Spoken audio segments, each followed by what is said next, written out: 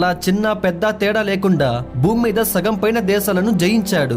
అందుకోసమని ఒకరోజు అలెగ్జాండర్ వారి రాజ్య పెద్ద మనుషులతో ఒక సమావేశం ఏర్పాటు చేశాడు.